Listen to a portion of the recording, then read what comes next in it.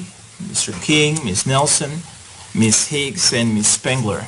And the prosecution is represented by Mr. Brockler, Mr. Orman, Ms. Pearson, Mr. Edson, and Ms. Stitch McGuire. We are outside the presence of the jury. Are the parties ready for the jury?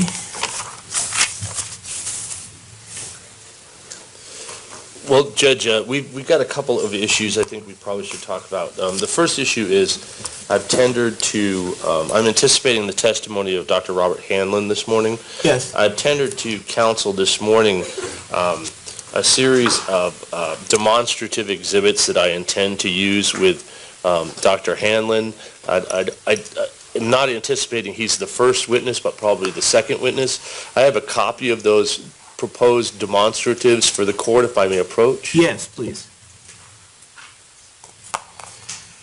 Thank you.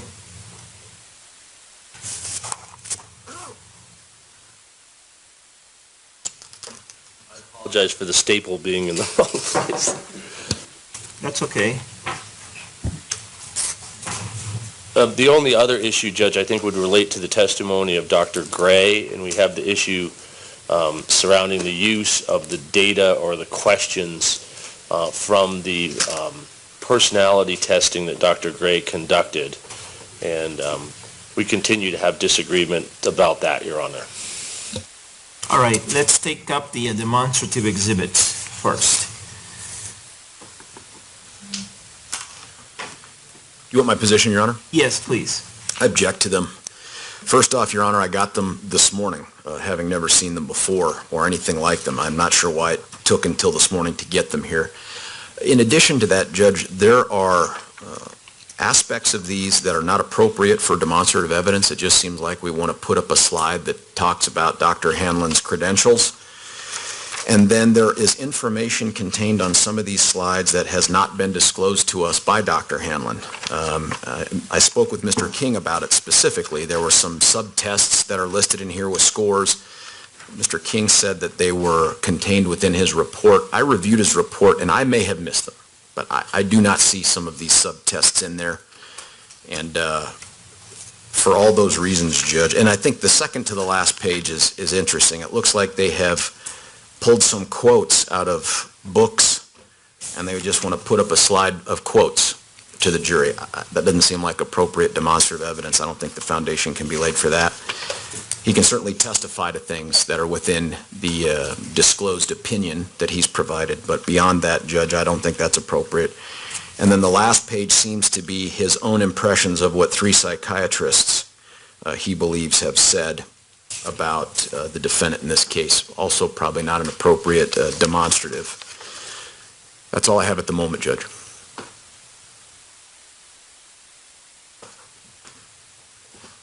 All right, Mr. King, any response? Thank you, Your Honor. First of all, just like in terms of timeliness, Judge, we've been in trial now for many weeks, and for many weeks the prosecutors have been coming into court and handing us exhibits right before the witness testifies, exhibits that they actually intend to introduce into evidence.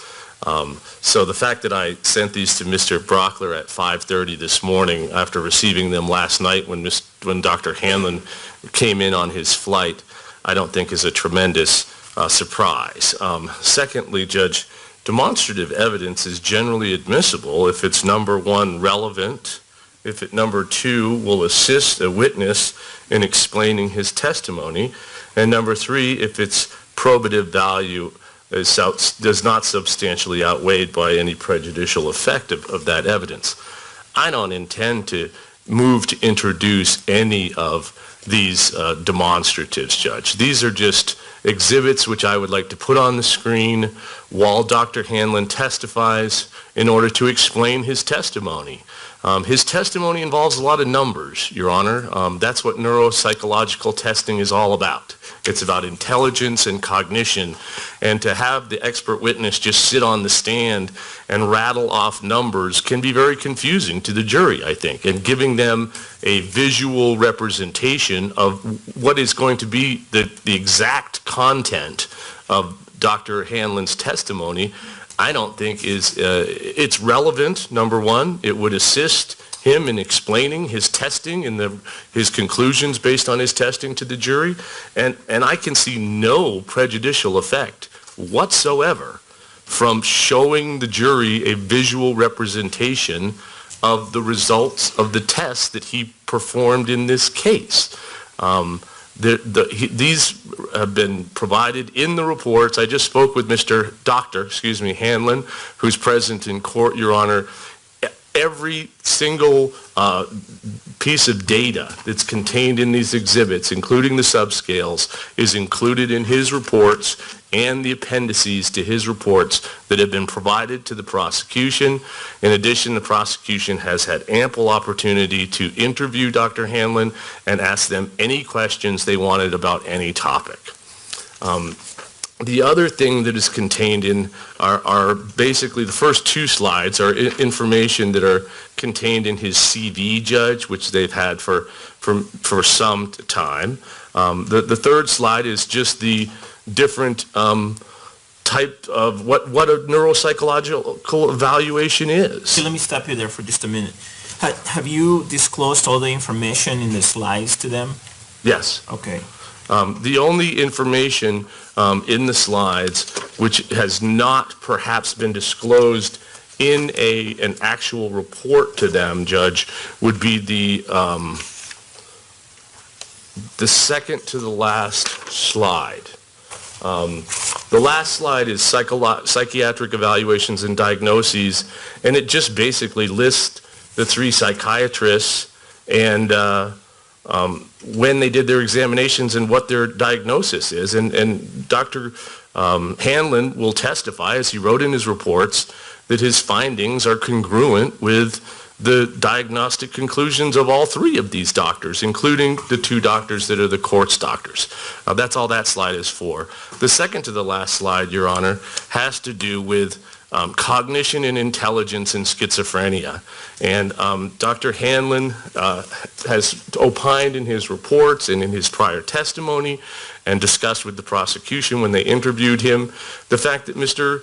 Holmes is intelligent, that his intelligence falls in the superior range, and that affects the testing that was done, the results of the testing, and it affects the diagnosis that's been given. And these are just quotations from various articles in literature that's out there that form the basis for his opinion, Judge. It's common knowledge among psychiatrists and psychologists that intelligence affects the mental illness. I mean, it's just common sense. And so these are well cited here, Judge. They're in the literature, and there's nothing prejudicial about showing this to the jury. He's going to testify about this anyways. So again, I'm not asking to introduce any of these.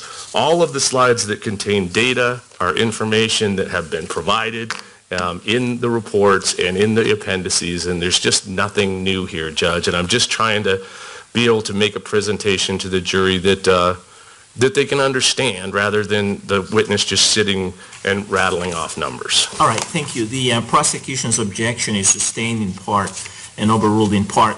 I will allow most of this, Mr. King. I think that there are a few slides in this, what appears to be a PowerPoint presentation, that I don't think qualify as appropriate for demonstrative evidence. So the first slide, which talks about his experience and apparently crime classification, the crime classification manual definition and the Park Dietz, D-I-E-T-Z, criteria definition of mass murders. I don't see how that assists in him explaining his testimony. I think that's just a way to highlight his testimony for the jury, and it's more appropriate for closing argument, if you will.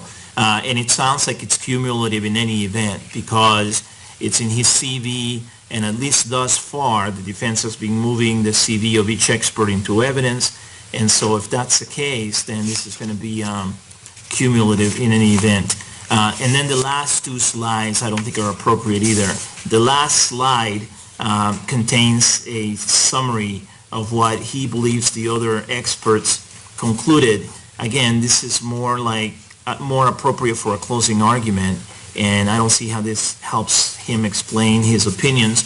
And then the penultimate slide, that's the one right before that one, appears to contain some quotes from different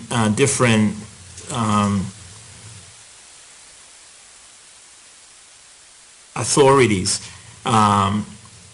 And again, I don't think it's appropriate as a demonstrative exhibit during his testimony. It appears to have 4 quotes, and then in fact, right below that, it appears to have the authorities that the quotes came from. And these are quotes from the Psychiatric Association, DSM-5, from Russo, R-U-S-S-O, Murray, M-U-R-R-Y, and Reichenberg, R-E-I-C-H-E-N-B-E-R-G. Another one from Reichenberg, this one Reichenberg et al., and then from McCabe, capital M, small c, capital C-A-B-E. So I don't think that's an appropriate slide for demonstrative purposes, or it does not, in my view, it doesn't qualify as appropriate demonstrative evidence. But the rest of it, I think Mr. King is right. This appears to have information that I think will assist the testimony, assist the witness explain his testimony. There's one, for example, that contains a list of the testing cognitive functions or mental abilities. There's another one related to the neuropsychological evaluations of the defendant, and he divides them into the first evaluation and the second evaluation, how many hours per day, and how many hours per session each day. And I think it's hard to keep track of all those numbers. The next one is a symptom performance validity slide on malingering, and again, it contains a bunch of information and numbers. Next is intelligence testing, and it contains different categories and different information, including the composite IQ score range, the classification, and the percentage of the population. The next one is related to the intelligence testing that apparently was done on the defendant, and again, it compares apparently the it has the score of the defendant's testing. It shows that he tested in the 94th percentile, and it shows that that's superior. Next one is related to that as well. The next one is related to the same thing. The next one is also on intelligence, and it contains different numbers, different classifications. Same with the next one, and apparently these were done at different times, and so that's why there are multiple slides related to intelligence testing. And then you have one that goes into specifics, vocabulary, information, similarities, block design, and it compares between April 2013 and January 2015, and then it shows the change in between. There's one on memory testing, one on executive functions testing, and again, all those have numbers, and there are numbers for each testing, and there are 2 different tests that apparently were conducted, if not more than 2 tests. There may be, for some of these, there may be 3 tests. April of 2013, August of 2013, and January of 2015. So I think those are appropriate. All right? So the objection is sustained in part and overruled in part. Mr. Brockler? Your Honor, and I respect the court's opinion on that. In light of what the court is willing to admit, would the court consider there is some cumulative aspect to these, and I think the court probably saw that. Some of the same information that appears on individual slides is repeated in the subsequent slides.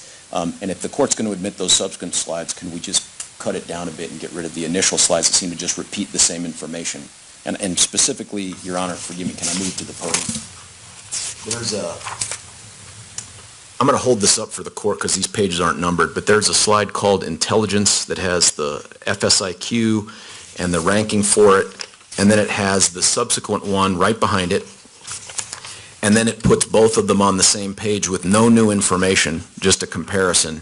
And then that same information appears, again, separated out on the next 2 subsequent slides, and then that same information appears on the 7th slide.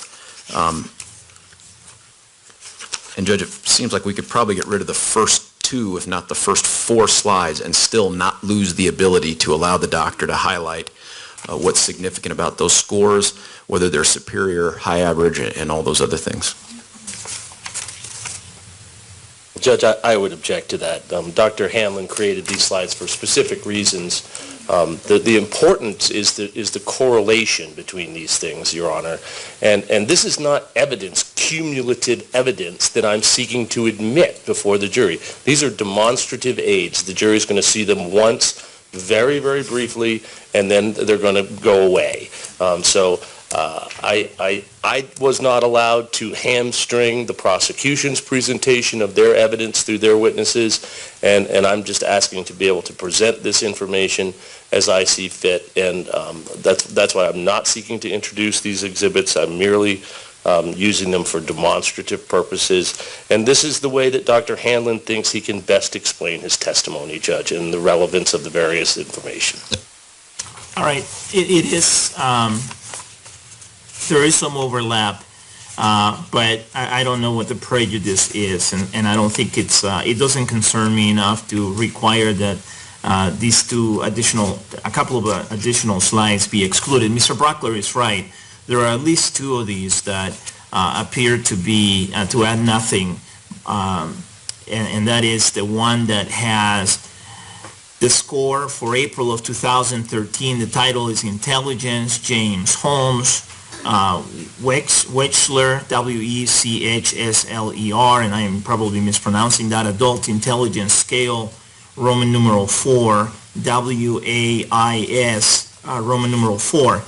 There's one of those for April 2013, and there's one of those for January of 2015. And then the one that follows those 2 has both of those scores, and then he compares the 2. It has them all on one. So there is some overlap, but if the jury's going to see the same information anyway. If the testimony gets cumulative and a question has been asked and answered, then Mr. Brockler, you can object at that point, and we'll handle it that way. Okay? All right. Mr. King, do you want to retrieve this? Sure. And if you want to mark it as a court trial exhibit, you can do that, okay? I think I'll do that. All right. Okay, what's the next issue?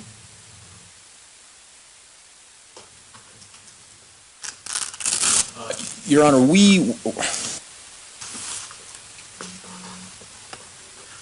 were not able to reach an agreement on the issue of the underlying questions and answers to the MMPI-2 and PAI that I brought up.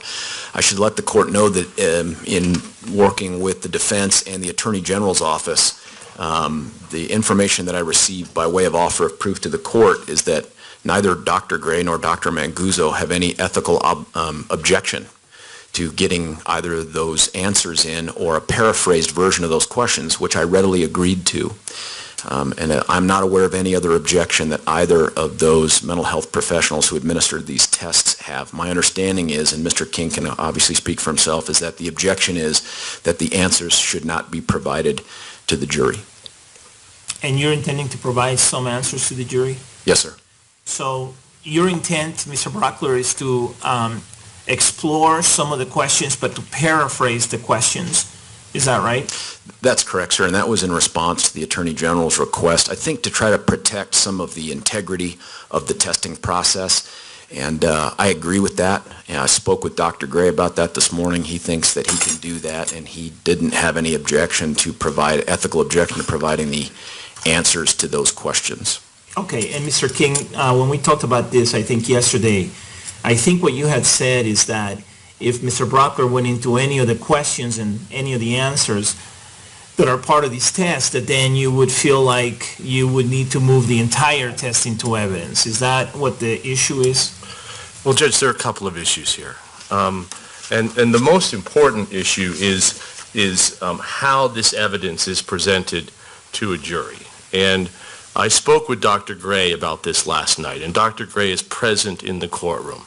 I've also previously spoken with Dr. Richard Rogers, who's the prosecution's expert psychologist in this area.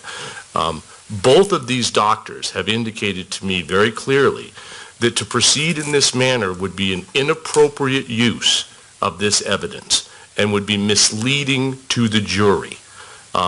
this is a huge problem, Judge, that doesn't relate only to the copyright material that may be contained in the testing. These are tests which are only valid when taken as a whole.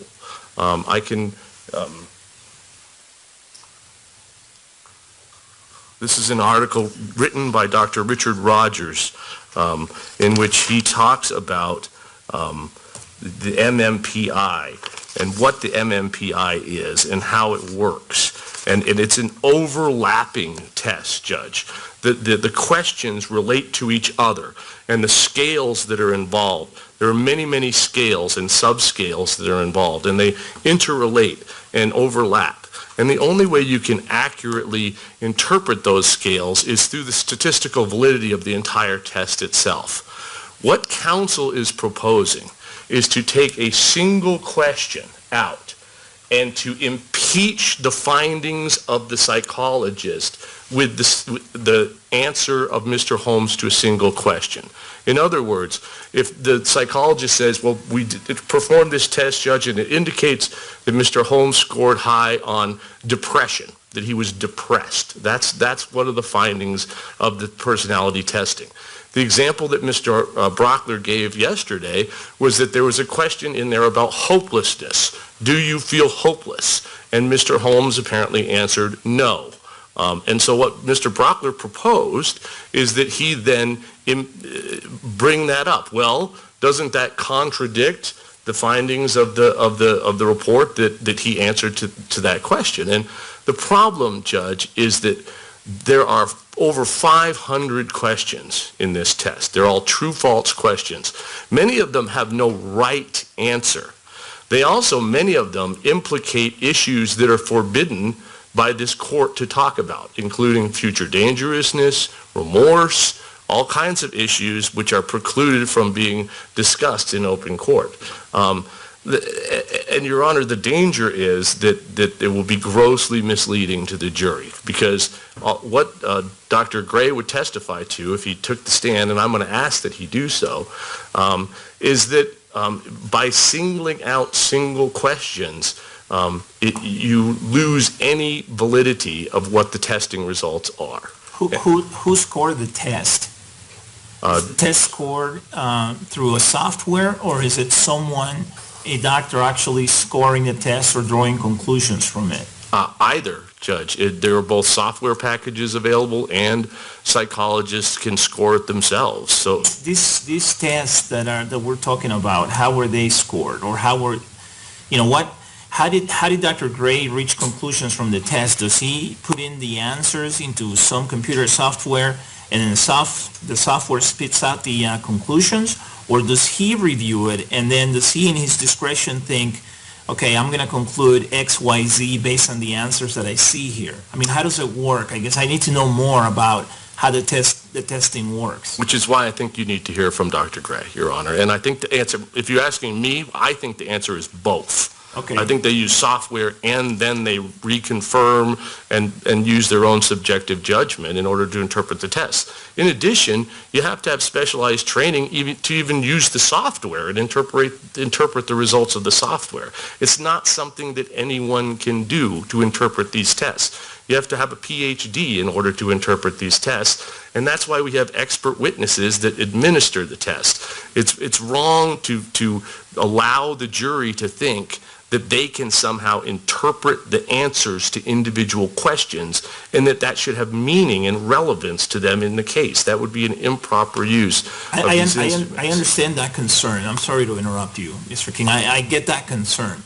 But I need to know more first about how the testing is done. I mean, I understand that there are questions and that the person being examined answers these questions, but I don't have a good understanding of what happens after that.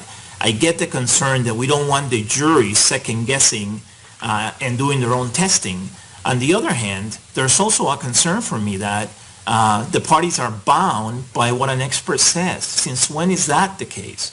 I mean, if an expert is going to get on the stand and render expert opinions about something that he used his training and experience and his discretion in, he's subject to questioning. I mean, the parties are entitled to question him about the underlying facts and data, right? I mean, we're not, the judicial system is never bound. Just because an expert says, a psychologist says, well, I tested it and you need to take my word for it. Now, if it's different and it's just a matter of, hey, there's a software, we put in the answers and it spits it out, I'm just, I printed it, and that's all I did, then I might see a difference there, because then it's not the expert who is interpreting anything. It's the expert simply saying, this is the test that we use in our field, this is the test that has been deemed to be a valid test that's used by everyone.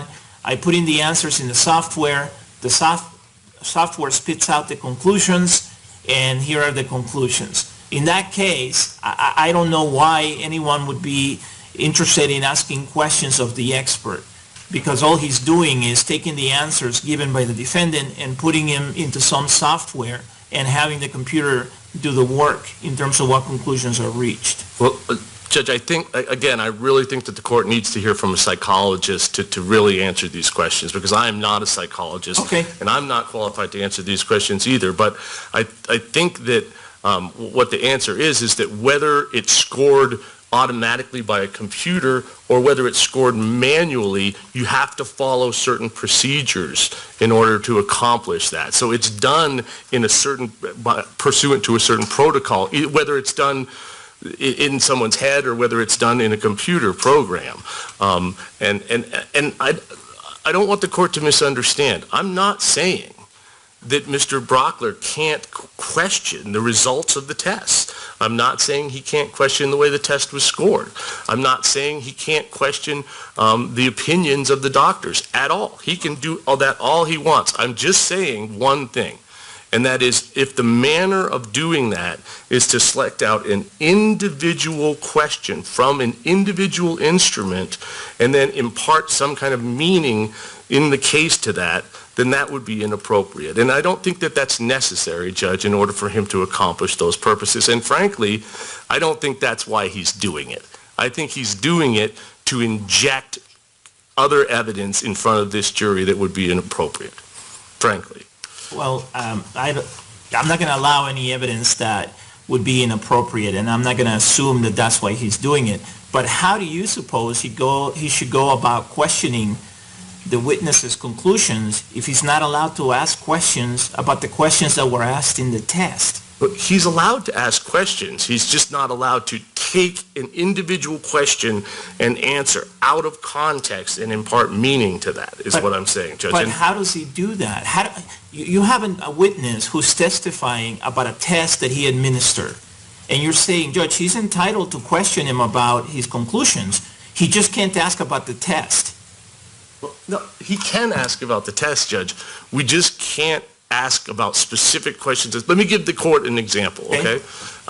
There are many very, very odd questions on the test. Like, there's a question on the MMPI that says, I've always wanted to be a singer. Now, arguably, that has no relevance to this case at all, and no relevance to Mr. Holmes at all. Here, give me a second.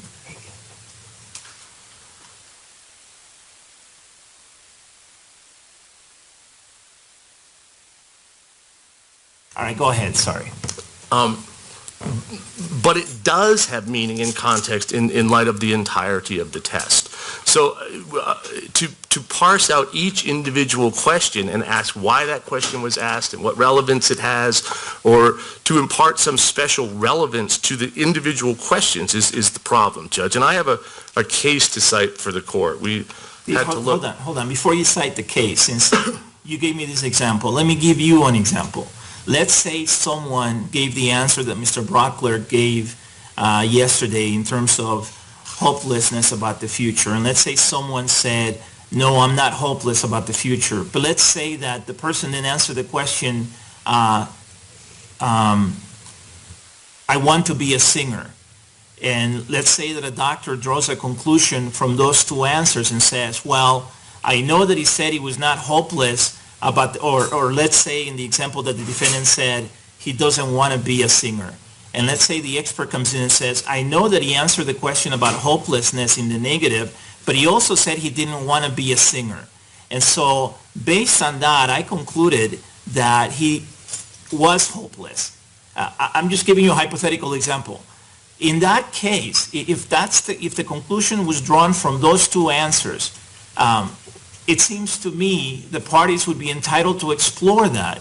Now, if there's a testing protocol that he's following that says, hey, if the answer X is given to this question, and then an answer Y is given to this question, then the conclusion is whatever, then that may be different. If all he's doing is a mechanical task where he's testing it based on what is understood in the field and has been accepted in the field, and he's not exercising any of his discretion, he's not using his background or experience to draw any conclusions, he's simply doing a mechanical task that anyone could do, then in that case, I would agree with you that nobody should be asking him questions about the conclusions he drew or how he scored the testing, how he viewed the results of the test.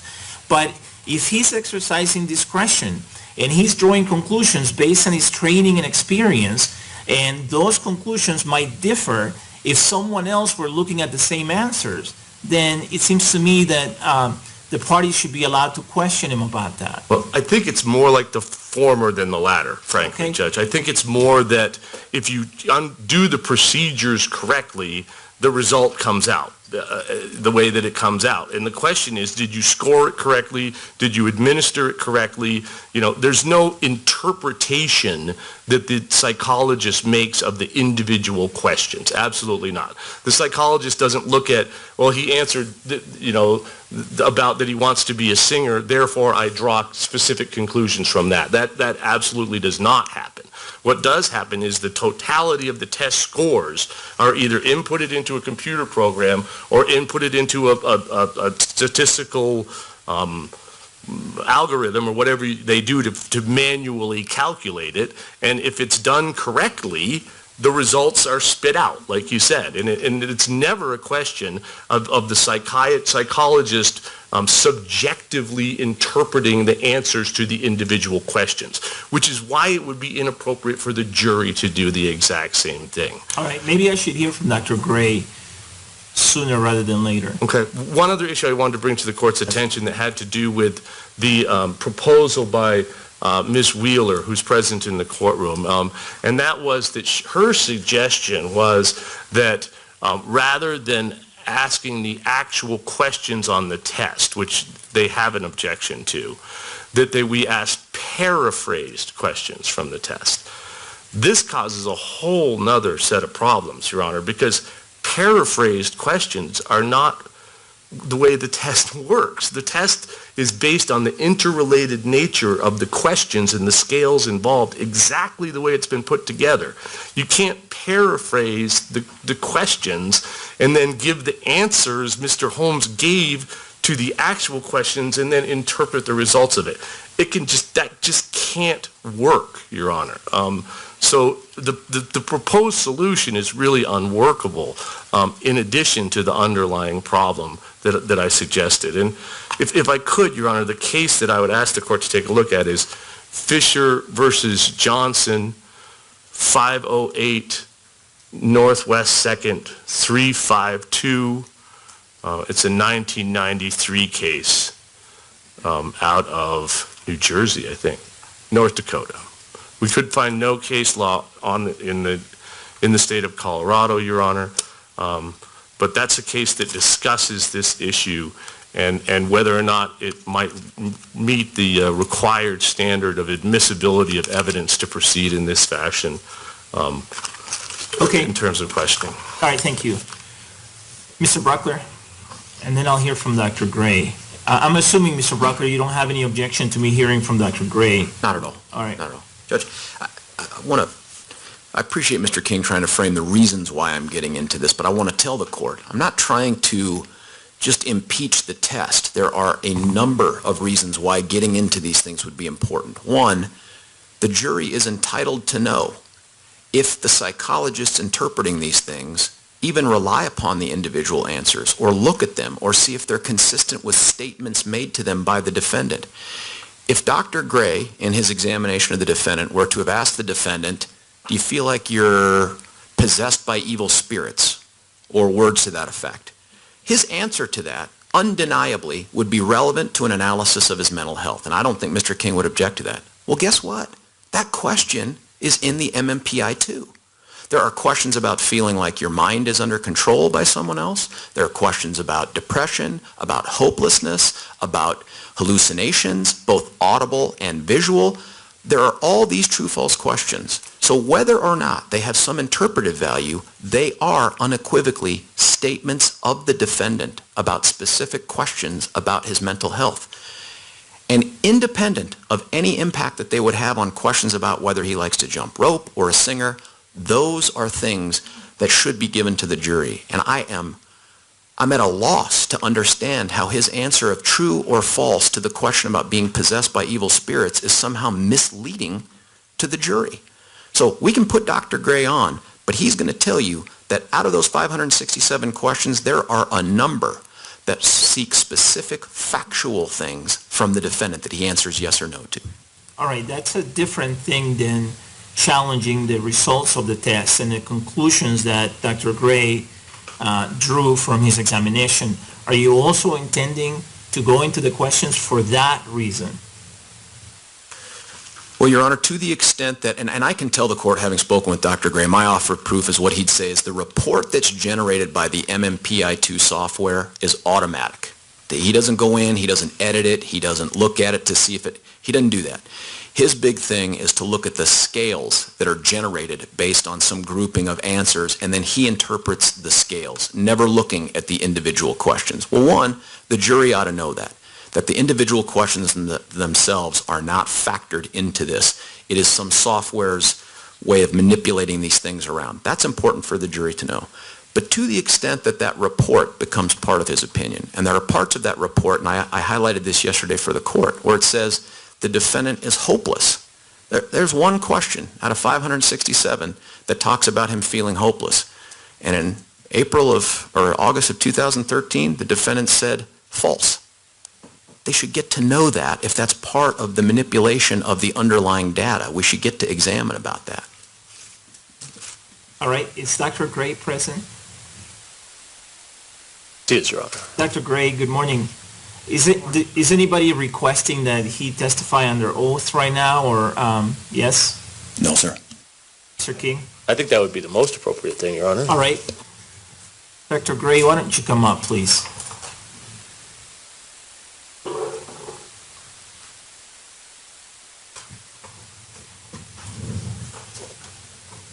If you would come around this way, please. Thank you. Let me have you raise your right hand so that I can administer an oath. You solemnly swear or affirm under penalty of law that the testimony you're about to give will be the truth, the whole truth, and nothing but the truth. Thank you. All right, please be seated.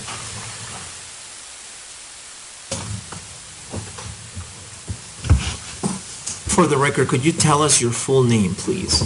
Yes, it's B. Thomas Gray, Gray.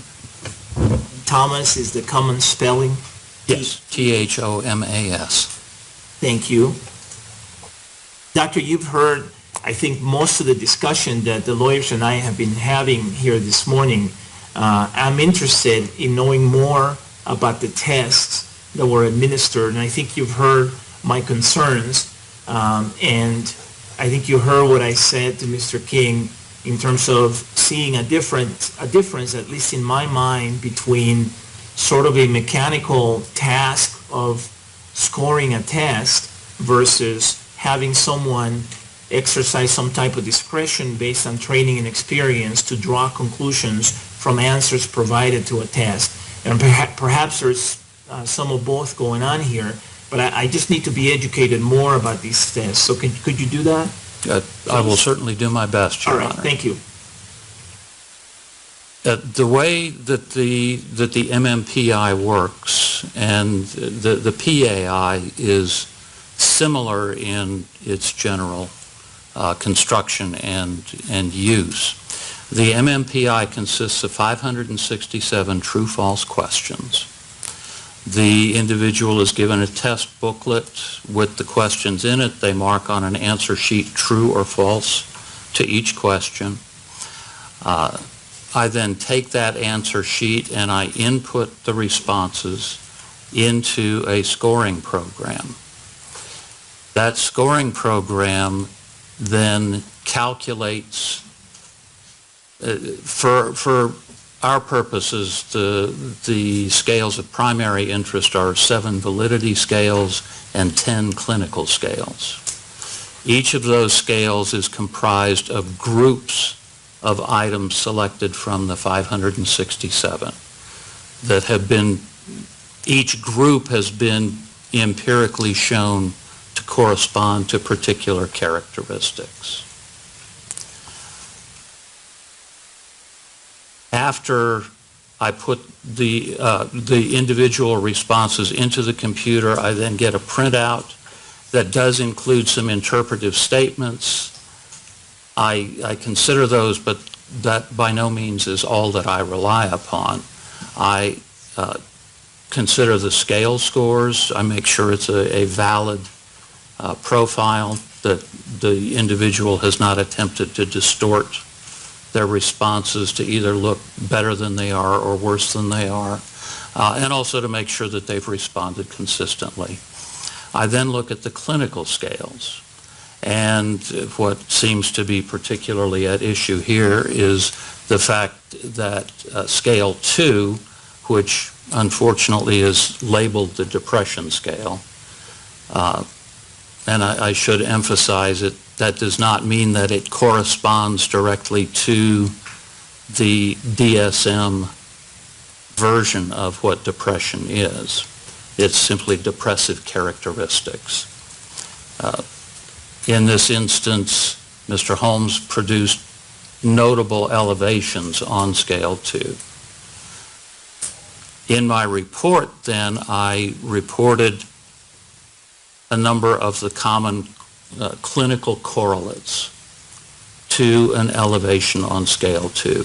Many people with elevations on that scale show these kinds of characteristics. That doesn't mean that each individual with a high score on scale 2 has every one of those characteristics. It's a broad characterization of what the test indicates that person is reporting. Okay, and what about the PAI? The PAI is similar. It consists of 344 items, and for each one of those items, the individual has 4 possible response options: false, sometimes true, mostly true, and very true. From that point, then, it is quite similar to the way the MMPI works. I put the individual scores into a scoring program. It gives me scale scores, and I then consider those and the typical clinical correlates to those scales. And for the record, what does MMPI stand for? That is the Minnesota Multiphasic Personality Inventory. And the PAI? Is the Personality Assessment Inventory. Okay. All right, I'll give the parties a chance to question him if you like. We're outside the presence of the jury, just about the topic that we're talking about right now. So do you have any questions, Mr. King? Yes. Yes.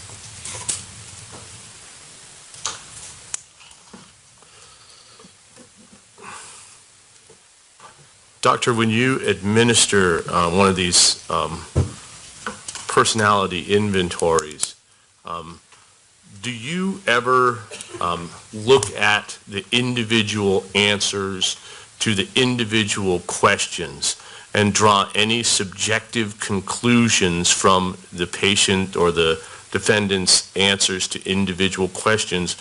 Or do you draw any conclusions or subjective analysis that you make from the scales that are produced by the computer program, the statistically based computer program that you just described? It's actually a little of both. My primary conclusions are drawn from the clinical scales. Assuming the validity scales are okay, then my primary conclusions are drawn from the clinical scales.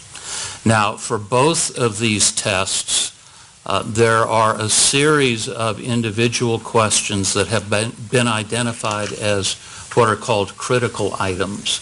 And these are items that potentially convey specific content that might be of interest. If the individual responds in the scorable direction to critical items, we also, in the computer printout, we get a list of those items.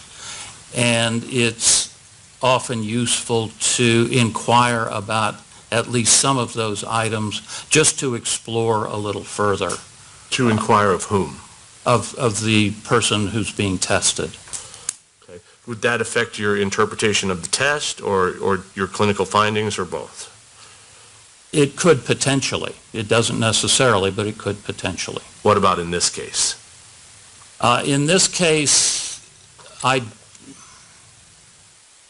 don't believe that the critical items revealed anything that was particularly surprising or that caused me to significantly alter the conclusions that I would have drawn just from the clinical scales. So in this case, there were no follow-up on any individual questions. You derived your opinions from the clinical scales? Is that what I'm hearing? No, I did inquire about some of those critical items, and I believe in the copies of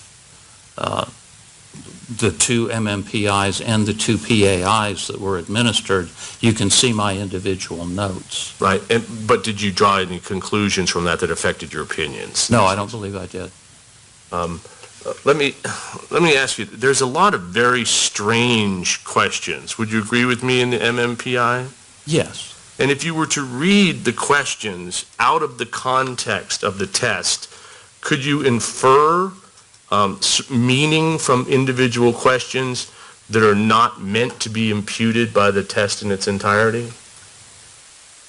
The core of MMPI interpretation, and it's also true for the PAI, is based on groups of items, not individual items. So I hope that answers your question. Is there a danger then in placing too much credence in individual items or in presenting the answers of individual items to the jury and allowing them to infer what they wish from it? Could they misunderstand the test and the results of the test as a result?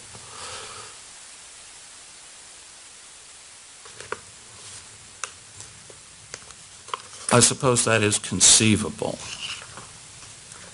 Do you want to elaborate on that? Well, I'm trying to think of a specific example, and there's nothing immediately coming to mind.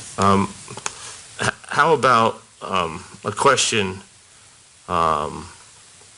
like, there seems to be a lump in my throat most of the time. Could that be interpreted a number of different ways about a number of different issues that wouldn't be what the test is considering? It probably could be taken in a number of different ways, yes. How about, I'm sure I got a raw deal from life? I mean, could you infer all kinds of meanings from that the test doesn't mean to infer necessarily, unless they're coupled with the other items? I think you said the meaning comes from groups of questions, the answers to groups of questions. Is that right? Yes, the essence of MMPI interpretation is based on groups of items.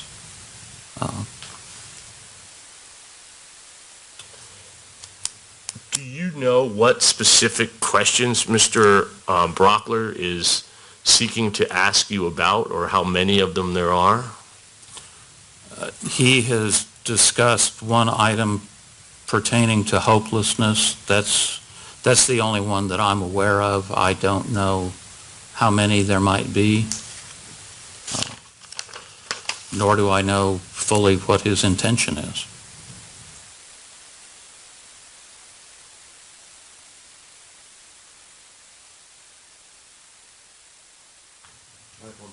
Yes.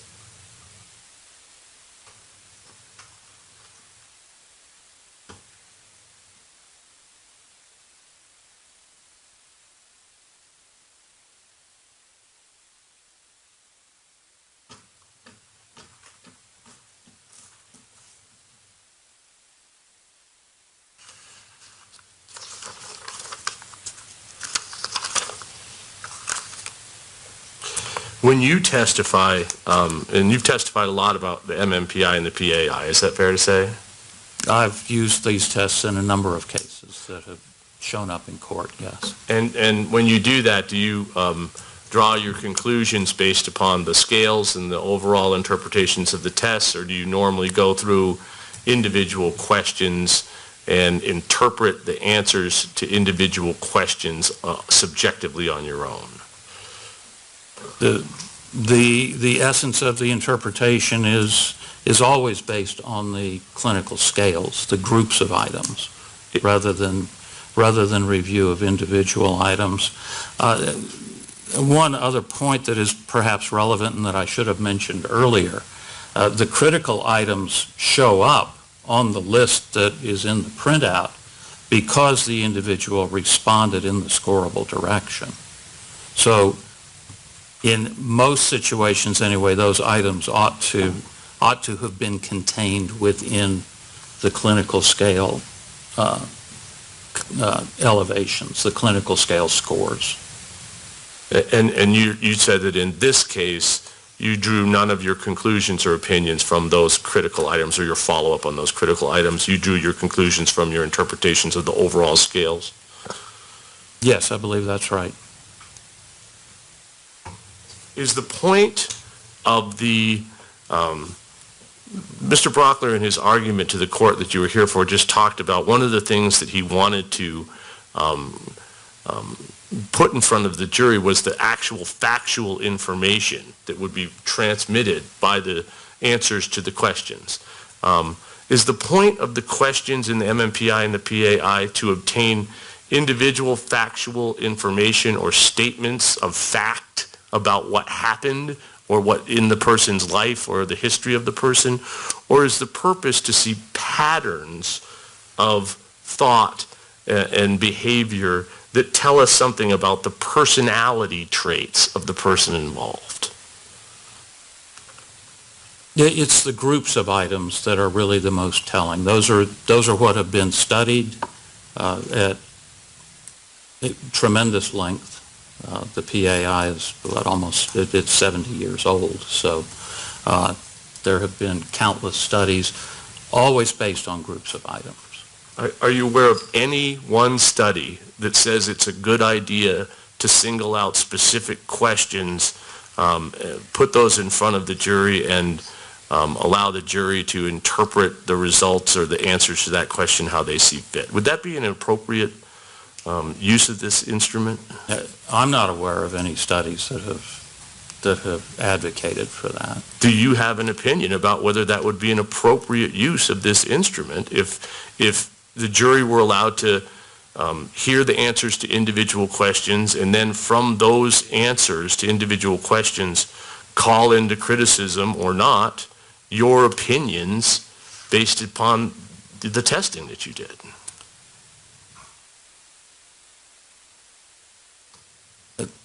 To some extent, it seems to me the answer to that question is really in His Honor's purview rather than mine. I would again, though, simply note that the MMPI was not designed for, nor has it typically been studied on consideration of individual items. It's the groups of items in the scales that we rely upon. Thank you, Doctor. All right, Mr. Brockler?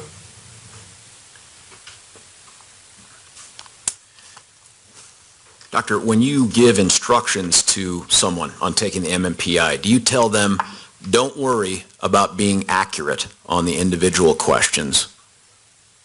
No. What do you tell them? There are standard instructions. They're printed on the examination booklet. Are they encouraged to answer truthfully, accurately? I don't recall that either of those words are actually contained within the instruction. Is that your expectation? Yes.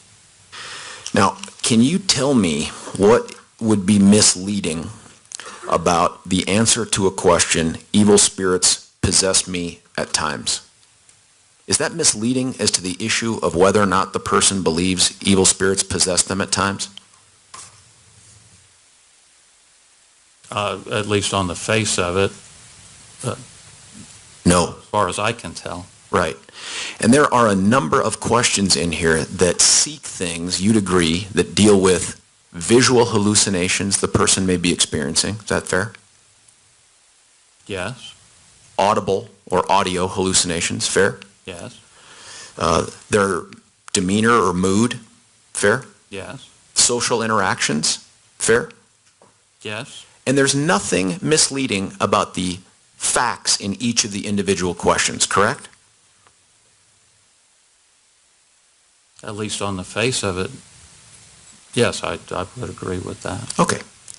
In fact, you've talked about the computer generates, and I'm holding up this, one of the copies of the MMPI too, the one from August of 2013. The computer generates what it concludes are critical questions, fair?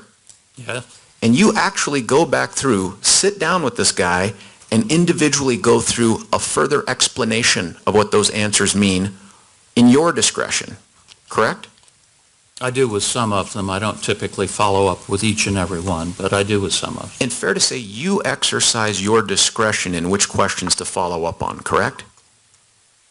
Yes, typically, in reviewing the critical items, I can see that there's a reasonable amount of overlap, and so I don't necessarily need to inquire about each and every item that shows up on that list.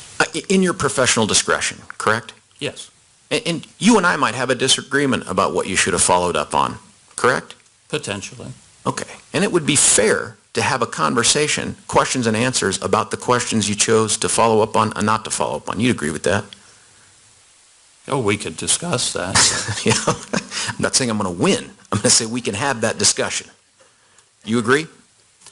Yes, Nothing it might be brief, but we could have the conversation. Nothing misleading about that discussion, right? I would hope not. And in fact, if you were to be asked about individual questions in the MMPI-2 and the PAI and their answers, you'd be in a position to explain why you think those answers are relevant, not relevant, the importance of them. You'd be in a position to do that in your opinion.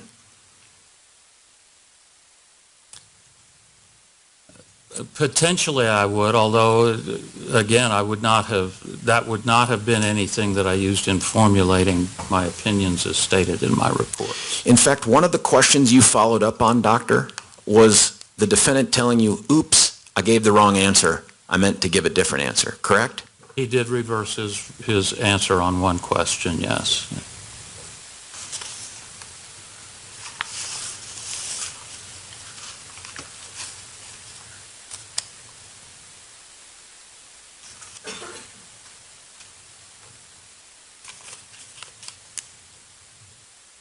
And finally, you're not saying that the MMPI-2 shouldn't be subject to scrutiny, right? No, And you're not saying you shouldn't be subject to scrutiny in either how you conducted the evaluation or the responses and your opinions. You're not saying that, right? that's correct. May I have a moment, Your Honor? You may.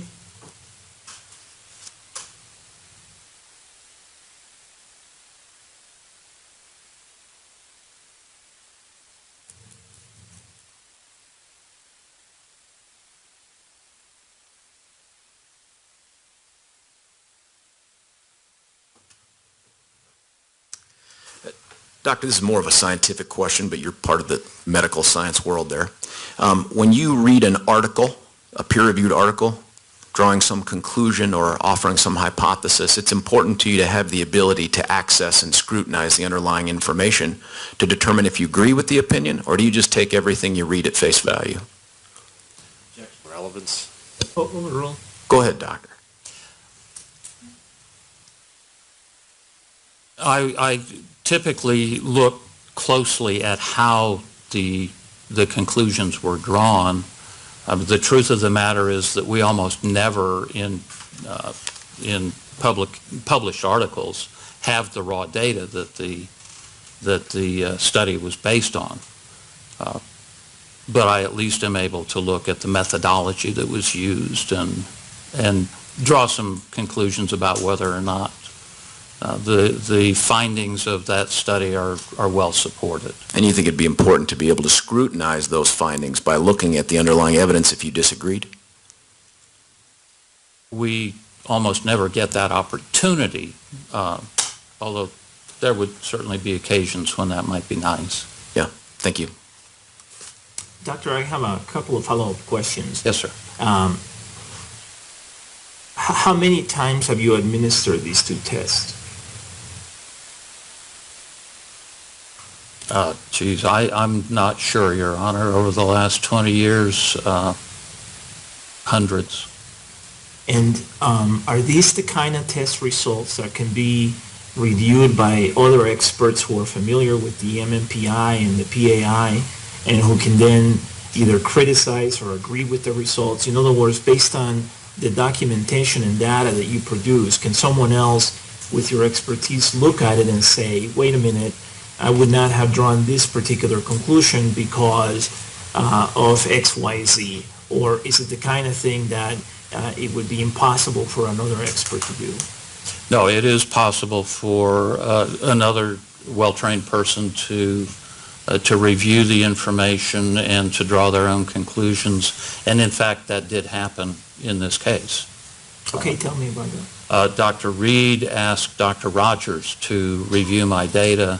It appeared from reading Dr. Rogers' report that he was not provided with my conclusions. He was simply given the data and asked to reach his own conclusions. His own conclusions from the data produced by the tests? Yes. Okay. In your opinion, if 50 different psychologists looked at this same data, how many different opinions do you think they would come up with? Or do you think they all would be, generally speaking, in agreement on the conclusions? I mean, perhaps not on every detail, but in general terms, do you think that given the standardization of the test, that they would generally come to the same conclusion if all that we're doing is looking at the data and coming to conclusions based on the test results? In this instance, I think at least most of the 50, there's always the strange individual in the bunch, but most would, I think, draw essentially the same conclusions. Dr. Rogers did. Okay. So Dr. Rogers differed a little bit from you, but in general, it was the same conclusions? Yes. Okay. Yes. All right. And that's, I think, in part because the data that emerged from this testing was relatively clear. Okay. All right. Thank you, Doctor. Thank you, Your Honor. I'm going to step down for a few minutes and think about this, and then I'll come out and we'll proceed, okay? Judge, may I please just constitutionalize my objection very briefly? Yes, go ahead. 401, 403, due process, fundamental fairness, the right to present a fair and to present a defense, the right to a fair and reliable sentencing hearing, United States Constitutions 5, 6, 8, 14, and the commensurate sections of the Colorado Constitution. Thank you. And can I draw the court's attention to a scheduling issue? Oh, hold on. Mr. Brockler, were you going to say something? Yeah, I failed to give the court something. I might have asked the witness this. He's still here. I have copies of all 567 questions of the MMPI-2 as well as the questions asked in the PAI. I'd like to give those to the court to consider, to look at the individual questions. I've picked out a couple, but it may help the court at least in assessing whether or not there are factual questions in there that, if the court's interested, I can give those to the court. Sure. I have no objection to that. All right. Thank you, Mr. King. All right, Ms. Spengler.